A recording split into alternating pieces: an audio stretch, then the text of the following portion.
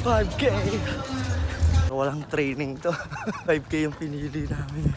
Fun walk na nangyari.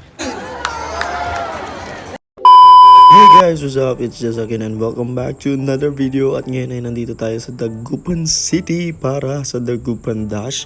At ito nga pala ang start sa Stadia. Siyempre kakarating natin kaya register muna tayo para makuha na natin ang t-shirt natin or yung sando plus yung number. So nakuha na natin at kailangan na natin magbihis.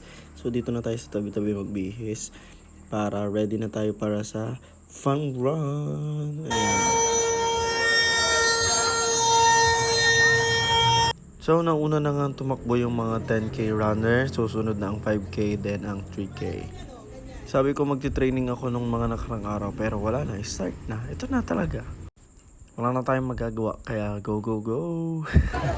Okay guys, starting na tayo. 0 kilometer ba? It's 1K.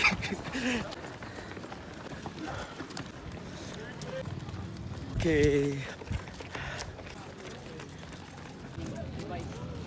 5K, turnabout. Pagod na ako. Walang training to.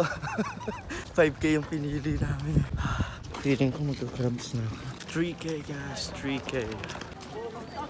4K guys. Fun walk na nangyari.